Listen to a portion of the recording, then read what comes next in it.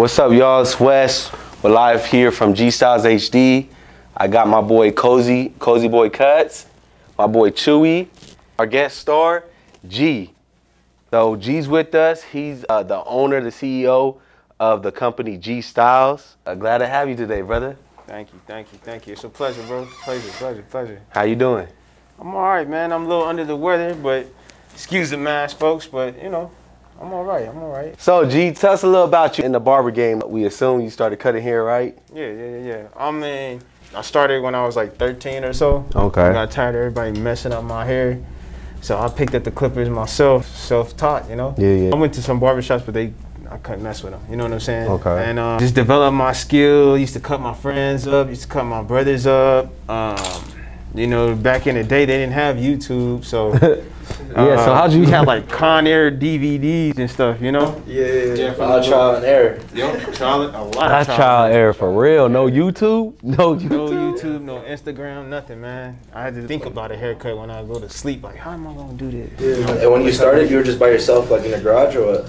Man, I used to cut in the bathroom. So like when you fuck up, it was just like, damn, like I gotta figure this out myself. Yeah. Mainly I experimented, so I didn't do this fade right. I'm okay. Then I was cutting my brothers up. Their hair is it's coarser than mine. So I had to learn cut with the grain, cut against the grain. Different methods. Gotcha. Damn, that's crazy to think about. They didn't have YouTube. No 360. No 360. So G, did you start cutting in the desert, in Hesperia, Victorville area, or? No, I spent my high school, or the end of the years of my school was in Palmdale. Okay. Palmdale, I was cutting up there. I cut all around. I mean, most of my cousins knew I knew how to cut. You know, I'll go down the hill, cut them, and in the valley, just everywhere. But mainly I was cutting in Palmdale when I was in high school. And then I joined the Army. I really learned how to cut hair. That put me on. That put me to a whole nother tier because I was cutting other ethnicities' hairs too. You know, from everywhere. Then, fucking light hair. Yeah, blonde hair, straight hair, coarse hair, Latino, Cutting in the mix, Army. whatever. Yeah, I got all of them because everybody needed a haircut, so I was cutting in the bees. That's fast cuts, right? Like you get them in, get them out, or what? No, man, they really wanted some good cuts. They wanted some good They fades. wanted to get cuts. I had a little haircut at the time, and so they see my stuff crispy. Right. And they was like, man, you got the Steve Harvey lineup. I'm like, what the fuck is Steve Harvey? Because my hair was like real dark. Yeah, it was all sharp. And you did it?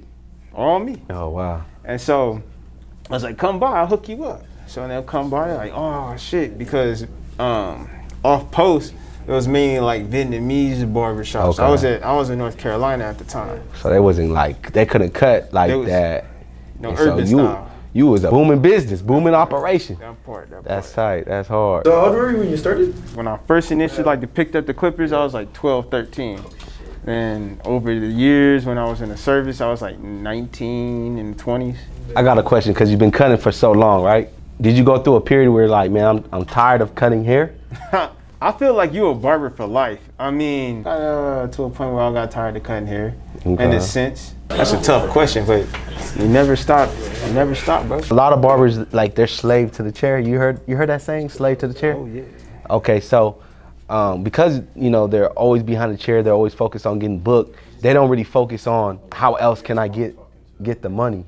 You know what I mean? How did you start thinking, like, okay, G is the CEO of one of the biggest barber supplies in the IE, G Styles Barber Supplies. So how did you get to thinking like, I'm gonna start selling supply? I was always selling stuff, man. I mean, when I touched down at Riverside, I was chopping. I went to a barber shop. I was selling hats. I was always selling gear, merchandise. Anybody that knew me down there in the IE, I was always selling clothes. I was always selling different merchandise, you know? That was another side hustle. So I didn't believe on things being slow for me. If it was slow in the barbershop, I'll be hustling. Gotcha. You know, I always had a side hustle. But you can't slave for two masters. I mean, I was cutting, selling wholesale to somebody, this and that. Amongst that, I know how to sell products too.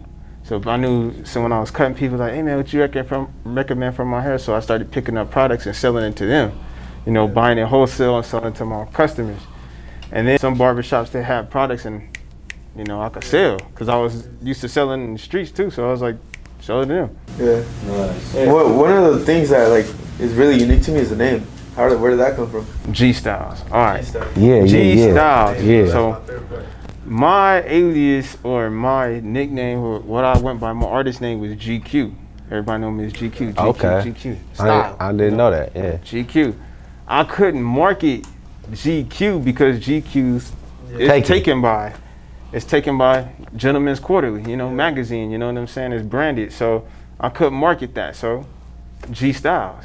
It was GQ Styles. I remember I had a business card like that, GQ Styles. So I just cut off the Q, just put G Styles. You know what I'm saying? And it was like, what does it stand for? What we do, to me, I take it as a spiritual thing. You know what I'm saying? So when you cut somebody's hair, you're making them feel good. You know what I'm saying? Yeah. So I was like, God's quality. What GQ stand for? Everybody asked for that. Oh, You know, God's quality. Style, yeah. Okay.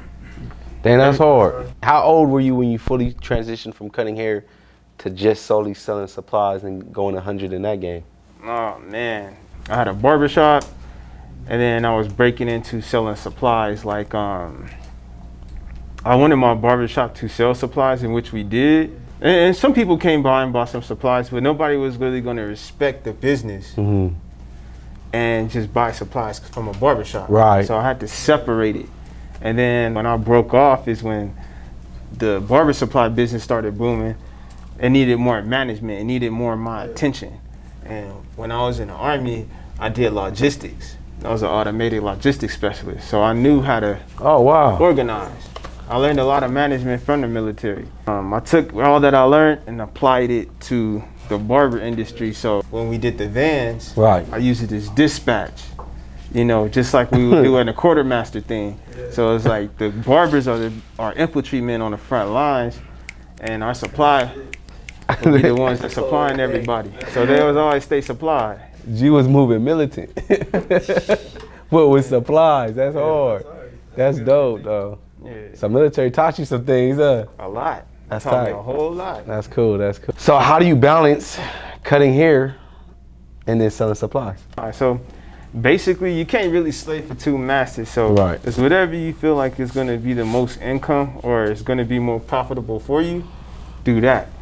Another thing, I mean, it's how you manage your time. Since I was in high demand, there's only one me. You know what I'm saying? So I had to like break off from cutting hair a little bit, keep certain clientele that I do have. You know what I'm saying? I did. And those that want to stay with me, stay, and I book them when I can. They understand that. Being that you chose supplies, supplies is more profitable? Yes. Nice. It comes with its stressors. It comes with things, but it is more profitable. Got you. I got you. When you started selling supplies, did it just work? Everything just worked perfectly for you? Did you have mistakes? We had a couple of mistakes. Remember, I overexpanded my fleet. You know, I got more vans than I had workers sometimes. You know, and then I needed to hire somebody. Then too, when the stuff was slow for the vans, you know, I didn't need people. And so it was out of balance, and you paying money for the vans. COVID really changed the game. Other mistakes, buying inventory I did not need, learning the science of logistics, that's a hit and miss in itself, because some things, you know, they sell a lot. Facts, some things that don't. Some things is hot, some things are not. Some people will buy it. You know, you got to get them while the getting is good when somebody needs some stuff. Like that when the demand's scratch that itch for you before you get them. Got you. I got you. I got you. How many vans did you have at the time? I had like around 3 vans or so. When we came up here, a lot of people knew G Styles as the van. So when we would hit up shops and give them flyers, they were like, oh, where's the van at? People are probably gonna be confused, so I'm just gonna. G is the owner of the company. I'm a franchisee.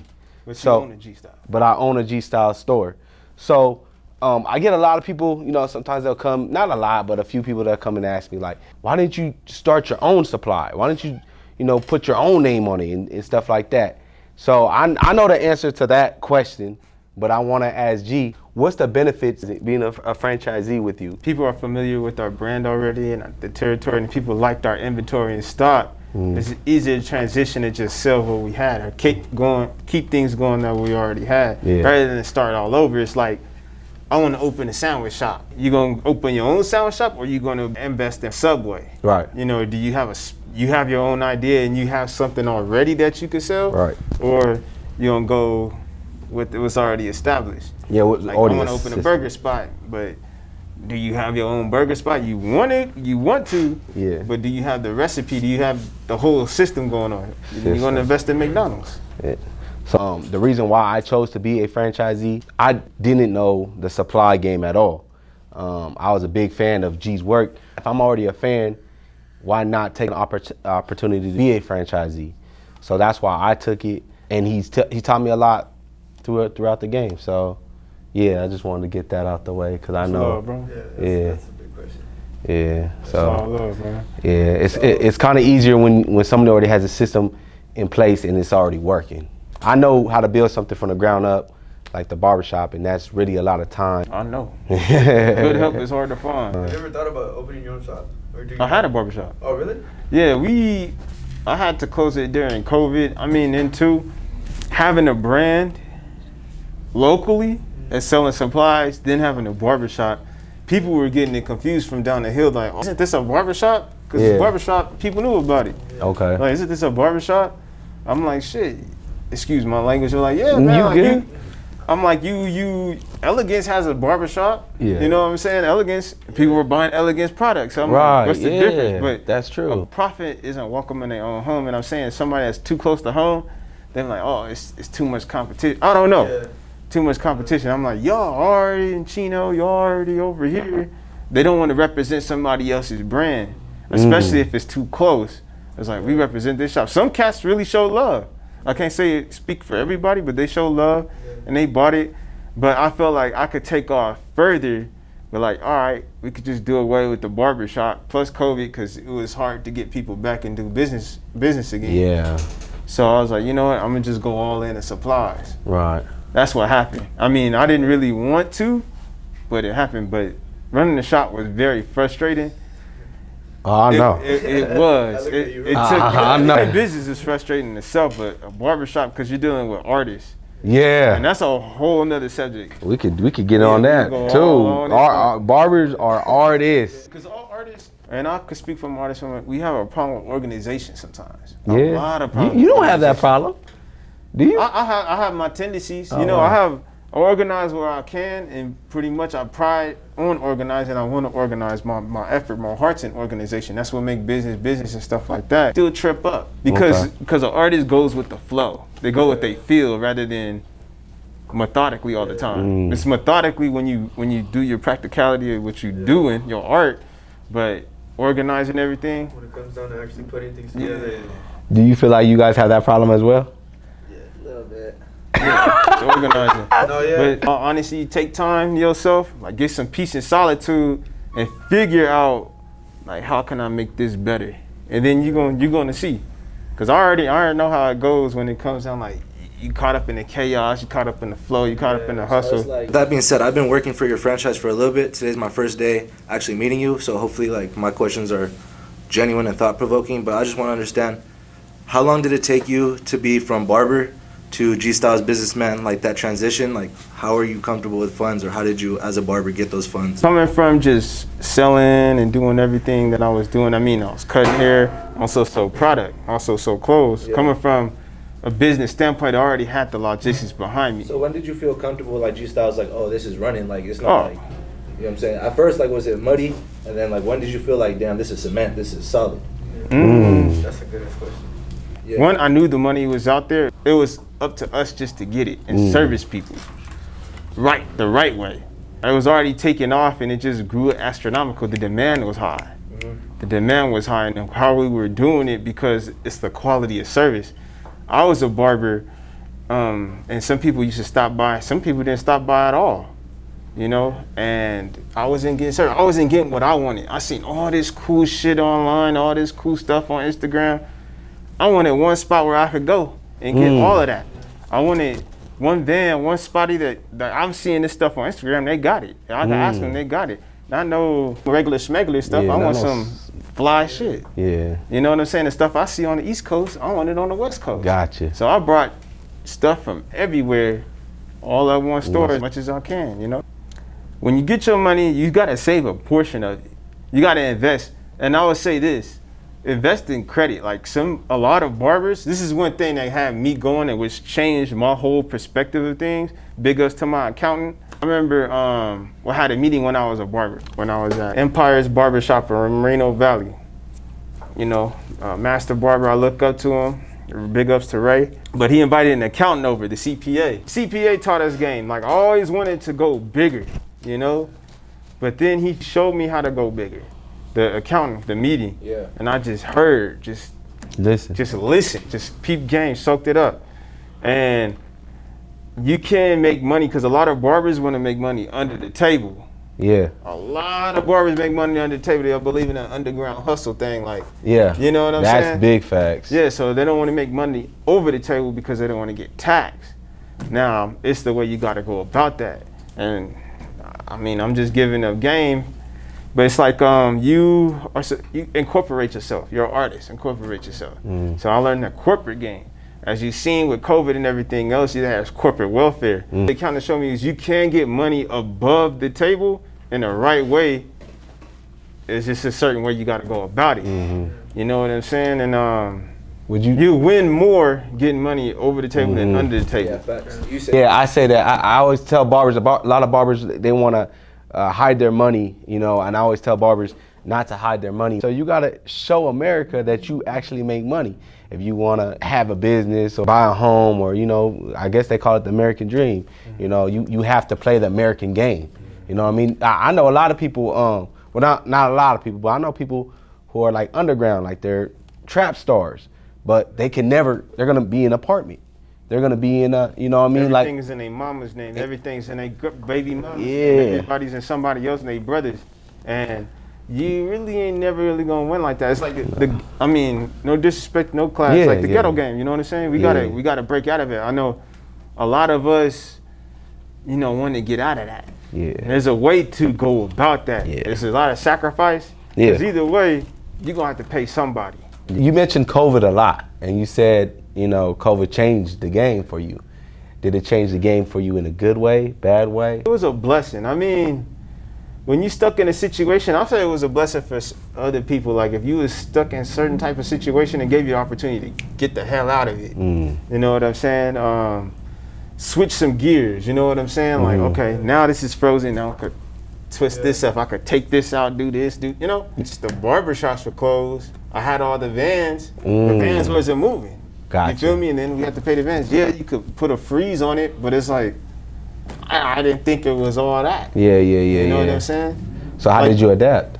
Adapt? The store. Honestly, during COVID, I remember me and Reese, we didn't have product, and we drove actually all the way to Riverside, and we picked up like hella, and then just came back up here for all the barbers. Like we went to G-Styles before I even knew what G-Styles was. I was like, we just need supplies. Yeah.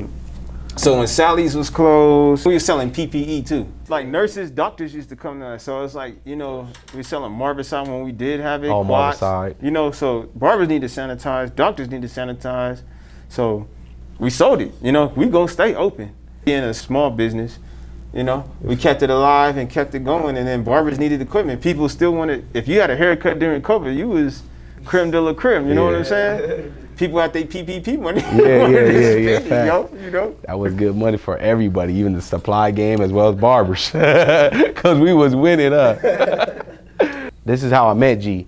I had to go to G-Styles because I started cutting hair, and I wanted this specific clipper. Nobody had it up here. There was no really, I don't think there was no barber supplies at the time up here.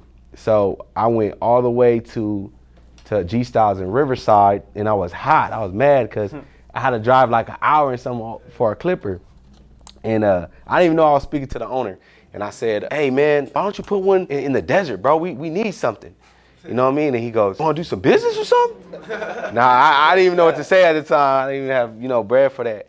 So but I kept it in the back of my mind. And then people used to always talk about that. Barbers used to always say, man, we need a supply out here. We need a supply out here. So I knew it was a demand, you know what I mean? And once I got some money I invested in, I hit you up. It came about. Yeah, did the damn thing. Yeah, what's your vision? What's your future vision? The vision is putting G-Styles everywhere. You know what I'm saying? I mean, I feel like the barber industry, it's not organized enough. Nah. We always freelancing. Some people are scared of organization, but I feel like it needs to be more organized. And as far as supplies and logistics, we need to be everywhere. As far as it's just like Sally's everywhere, G-Styles need to be everywhere. The barber industry is growing. It's a $1 billion business, and it's grown astronomical since I've been in it. You know, just like the tattoo industry and everything else, being an artist is something now. And I probably think that's to social media. Yeah. You know? Yeah. Social media has blown that. Big YouTube time, give it a push. Yeah. Big time. Social media. People get to see the lifestyle and things of that nature. Yeah. They're gonna need somebody to supply them. You know what I'm saying? Since you're a barber, you envisioned it for barbers? There's G-Styles, barber and beauty. I mean, we cater to both. You know. Yeah, facts. Yeah. I feel like G-Styles caters to barbers as a whole. I would say more so urban barbers, but we also carry other hair supplies too, you know? It's barber and beauty. We have Lady G beauty supply too. Right. So what are some things that you're working on like in the future? I mean, I'm working on a product line, you know? Yeah. Working on the product line, getting that out there. Other than that, just developing G-Styles more so. I acquired the product line because I like to keep it separate. I got you. I know your brand. I know. People see it. People see it. People, you know what it is. You know what it is. For sure. But I like to keep it totally separate because it's a different entity. Right. You know what I'm saying? It'd be different having that brand because having G-Styles, some barber supplies have G-Style brand. They purchased it. But just like the barbershop, people don't want to have another brand in they joint sometimes. So I have another brand that can go everywhere. Yeah. So if they have a barber supply, it can go in their store. You understand what he mean by that? Like so like he's saying like, okay, we know a barbershop up here, right? They'll have their own product line, but they'll name their product line of their barbershop, right? So let's say that product line, right? You want to sell to anybody and everybody, right? So if you put, let's say we'll use House of Fades, right? Yep.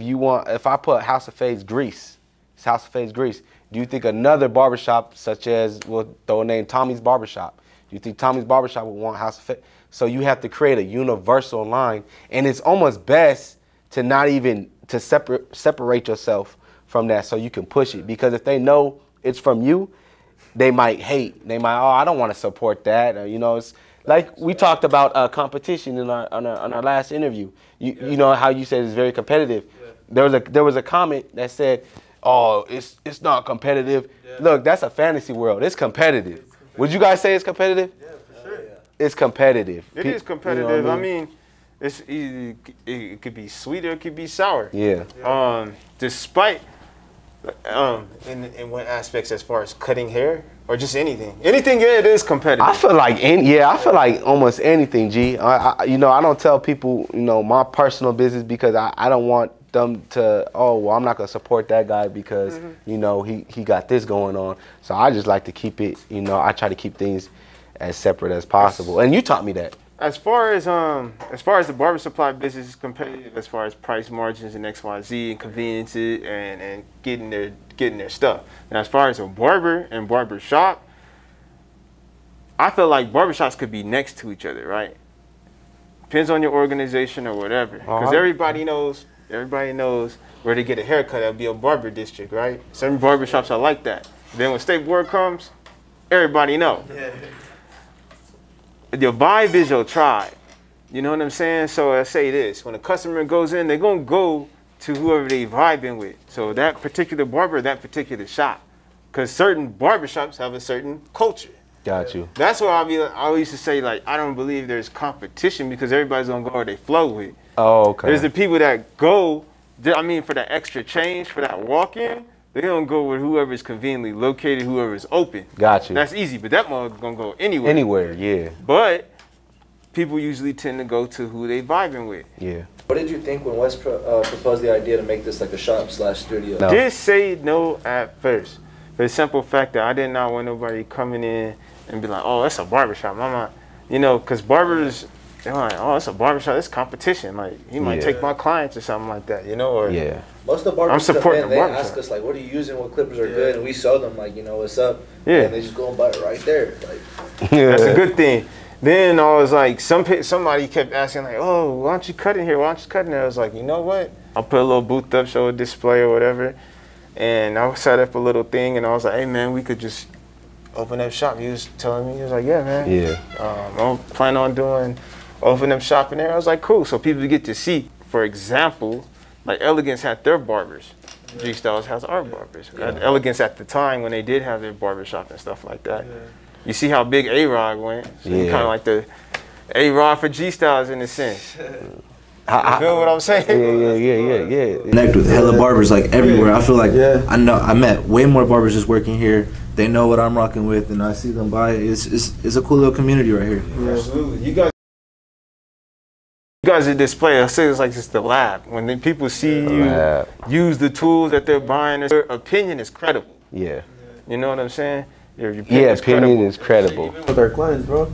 Most of my clients have been like, hey, what you use my hair? I'm like, oh yeah. Especially with the layrite, we've been selling hella for sure. Yeah. I used to have a lot of clients that I'm like, oh yeah, you can get it at G Styles down the street. Yeah. They don't want to go out their way, you know? Yeah. But now that it's actually here, it's like, shit, you know?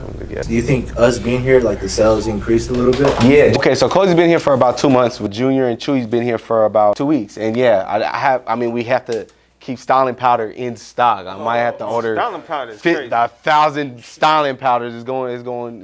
I don't know if it's a wave. I don't know if it's snow, man. That's snow.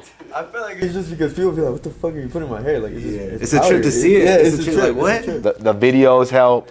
I feel like you always want to create a business where trust has to be there, right? So if they see, hey man, I'm telling you these trimmers hit, and I am using them, it gotta hit. He's using them. I see his videos, so let me get those trimmers. You know what I mean? Good. They see how good you cut. In the supply store, you're only gonna be rocking with the best. You know, how you're not in the supply store. People will ask for a trimmer that I don't even recommend type, and I almost don't even want to put them in the store. I want to have like high quality, you know, machines, but I know that's like, you kind of got to be versatile to everybody type thing. Yeah, and this is another reason why I did this, because when I was younger, there wasn't no barber supply to go to. Yeah. Not at all. Like when I was younger, I want to cut, I want to be a barber.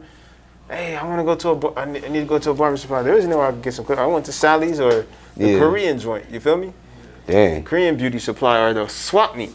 You know what I'm saying? Swap meet will be good. Yeah, you'll get some clippers.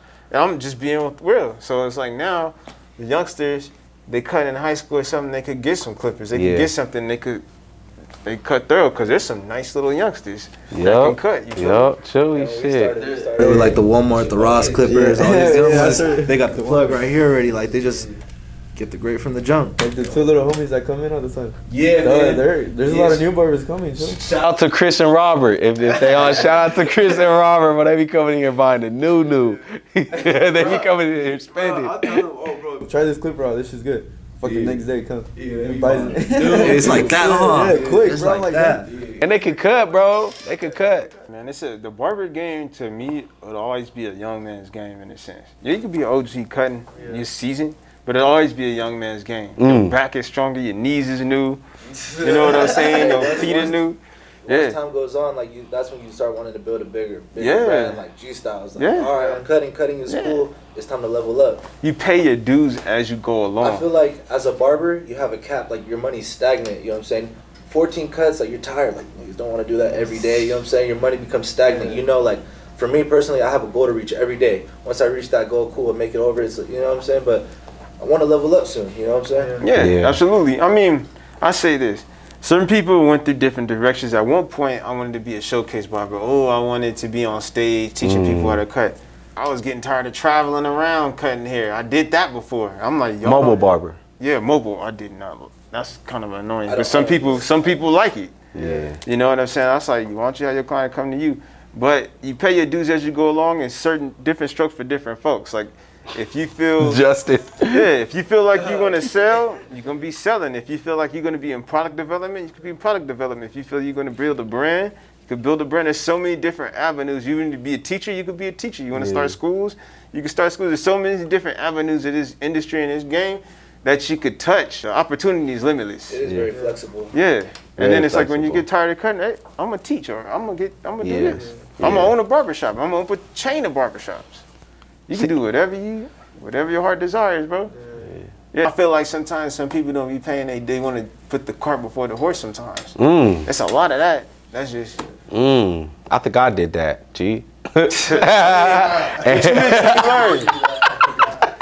I did that. I think I did it, but I paid for my mistakes. Heavenly. Hey, I do got a question for y'all. So like you see me, we rock with each other damn near every day. You see like drama I'll be going through with the shop and shit like that. Does that discourage you guys to own?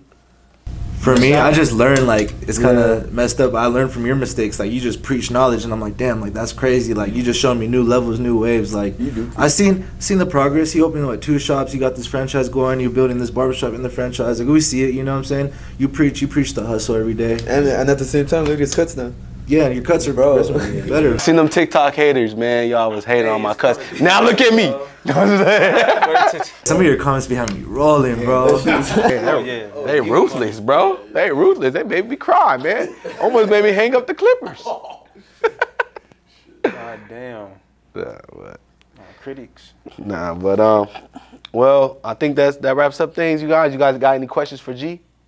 We're solid right here. Solid. My bad. Thanks for having me. Yeah. Thank you for coming through, bro. It's all love. All right, man. This is Wes from G Styles HD signing out. Cozy, Chewy, G. All right.